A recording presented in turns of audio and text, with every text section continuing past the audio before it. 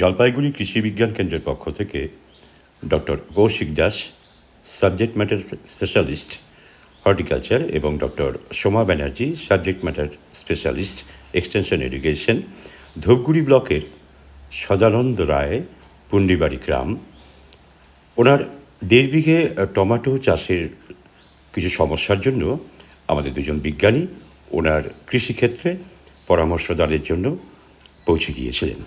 আসুন আমরা শুনি ওনার সমস্যাগুলো। আমরা জলপাইগুড়ি কৃষি বিজ্ঞান কেন্দ্রের তরফ থেকে আমরা আজকে এসেছি সদানন্দবাবুর টমেটো খেতে। আমরা ওনার কিছু সমস্যা ছিল না, ওই জন্য আমাদের কেভিকে জলপাইগুড়ি কৃষি বিজ্ঞান কেন্দ্রে যোগাযোগ করেছিল, যেন টমেটো খেতে উনি আর্থিকভাবে অনেক ক্ষতির সম্ভাবনা পাচ্ছেন এবং গাছ মরে যাচ্ছেন। তো সেটা পরিদর্শন করার জন্য আজকে আমরা ফিল্ড ভিজিটে এসেছি। তো বাগানটা আমরা এসে দেখলামই যে গাছ অনেকটাই ঝিমিয়ে গেছে এবং গাছ মারা যাচ্ছে, শুকিয়ে যাচ্ছে। তো সেটা কিসের জন্য মারা যাচ্ছে সেই কারণটা দেখার জন্যই আমরা একটা টেস্ট করার চিন্তাভাবনা করছি। কারণ আমার যতদূর সম্ভাবনা দেখে মনে হচ্ছে গোড়া ধসা বা ফিউজোরাম উইল্ট, যেটা টমেটোতে বেশিরভাগ লাগে, সেটা থাকতে পারে, বা ব্যাকটেরিয়াল উইল্টও থাকতে পারে। তো আমি একটা গাছ এই জন্য তুলেছি ওনার জমির থেকেই। তো এই গাছটা কিন্তু আমরা আজকে উজ টেস্ট করে দেখব যে সত্যি এটা কি ব্যাকটেরিয়াজনিত ধসা না ফাঙ্গাস বা ছত্রাক ঘটিত ধসা। তো সেটা দেখার জন্য আমরা আজকে এটাকে গোড়াটাকে পরিষ্কার করে, যে গাছটা শুকিয়ে গেছে, কেটে নিয়ে একটু দেখব।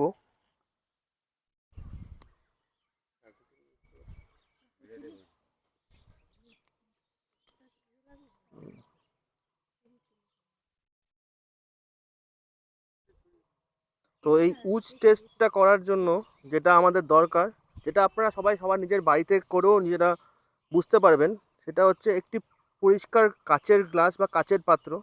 সেই কাচের পাত্র বা কাচের গ্লাসের মধ্যে পরিষ্কার স্বচ্ছ একদম পরিষ্কার জল, এবং যেই গাছটা আপনাদের সমস্যা মনে হচ্ছে, হ্যাঁ মনে হচ্ছে আমার ব্যাকটেরিয়া, তো তো সেই গাছটা এরকম তুলে জাস্ট কাণ্ডটাকে, যেখান থেকে আপনাদের সমস্যা আছে সেটাকে আমরা ব্লেড দিয়ে পরিষ্কার একটা ব্লেডে কাটবো। কেটে নিয়ে এইটা ওই পরিষ্কার জলের মধ্যে ডোবাবো, এবার ডুবিয়ে রেখে দেখবো এখান থেকে কোনো ধোঁয়া জাতীয় কিছু বেরোচ্ছে কি না। এরকম সিগারেটের মধ্যে ধোঁয়ার মতো নামছে, দেখা যাচ্ছে। এইটা পরিষ্কার বোঝা গেল। তাহলে আমরা টেস্ট করে খালি চোখে যখন কাটলাম তখনই আমার মনে হলো ব্যাকটেরিয়া আছে। তো এটা এখন প্রমাণিত হলো যে এই দেখুন, এই সাদা ধোঁয়া বেরোচ্ছে মানেই এটা হচ্ছে ব্যাকটেরিয়া গঠিত ধসা, ব্যাকটেরিয়া জনিত ধসা। এইটা ব্যাকটেরিয়া ঘটিত ধসাকে নির্মূল করা একটু কঠিন, এটা লাস্ট স্টেজ চলে এসছে। চাষি ভাইদের বলবো, যখনই এরকম গাছ শুকিয়েছে বা গাছ এরকম ঢলে পড়েছে বা বোঝা যাচ্ছে, তখন এই টেস্টটা করে আগে চিহ্নিতকরণ করতে হবে যে ব্যাকটেরিয়া ঘটিত ধসা আছে কিনা।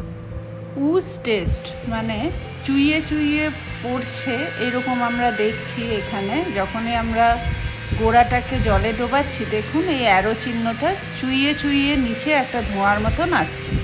আরেকটা যেটা আমরা সচক্ষে আমরা দেখে বুঝতে পারি, অ্যাকচুয়াল টেস্ট হচ্ছে আমাদের এই ব্যাকটেরিয়া ঘটিত রোগের জন্য এই উজ টেস্ট, যেটা জলে দেখালাম।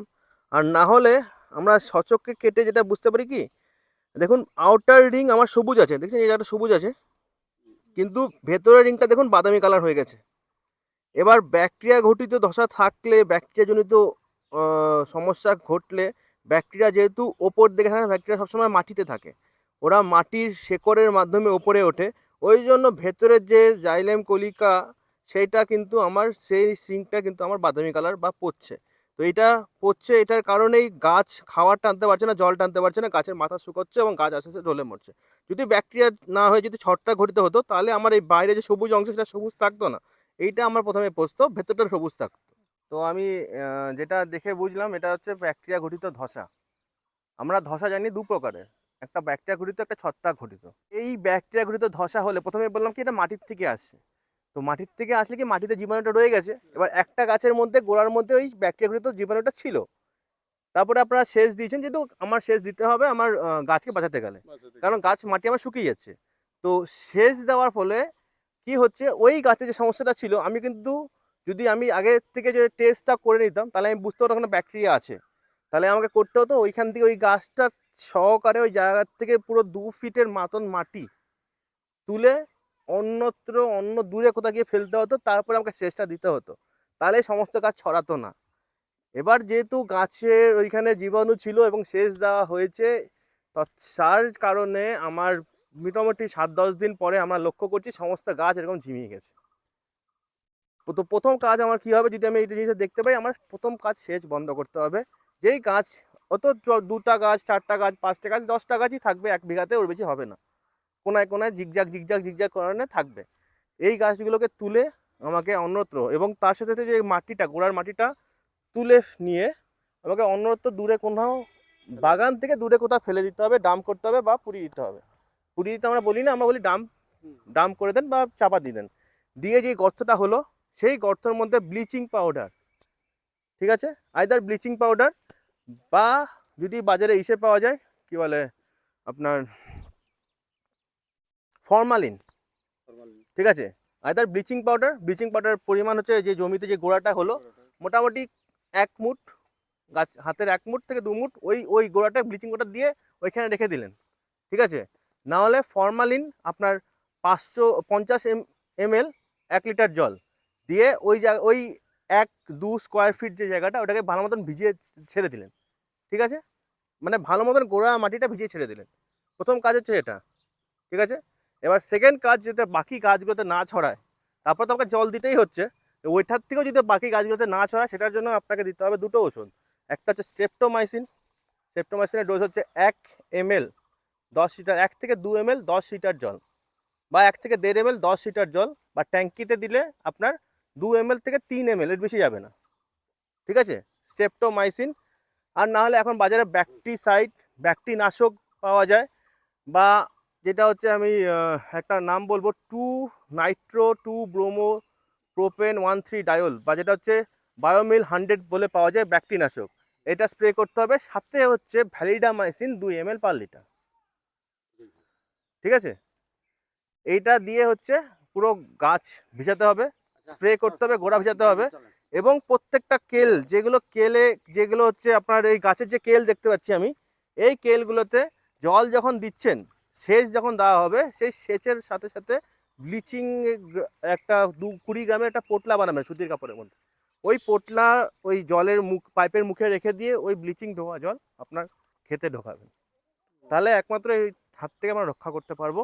আর নাহলে যে এখন দশা চলে এসছে, এখানে কিন্তু মানে ওই বলে না ক্যান্সারের লাস্ট স্টেজ, এখন লাস্ট স্টেজ চলে এসছে, মানে এখন কোনো উপায় থাকলো না আমার হাতে। এখন যদি আমি ব্যাকটেরিয়ানাশক স্প্রে করি, সেটাও কোনো কাজে আসবে কিনা বলে, কারণ সমস্ত গাছ, অর্ধেক গাছ আমার এরকম হয়ে গেছে। এটা জলবাহিত একটা রোগ, ঠিক আছে, মাটিতে অবহিত অবস্থান, জলবাহিত একটি রোগ, ব্যাকটেরিয়া যেটা কারণ, ঠিক আছে, ব্যাকটেরিয়াল উইল্ড বলে, টমেটোর ব্যাকটেরিয়া উইল্ড। কৃষক বন্ধুরা, কৃষি সংক্রান্ত বা অন্যান্য যে কোনো বিষয়ে পরামর্শ নেবার জন্য আপনারা যোগাযোগ করুন জলপাইগুড়ি কৃষি বিজ্ঞান কেন্দ্রে। নমস্কার।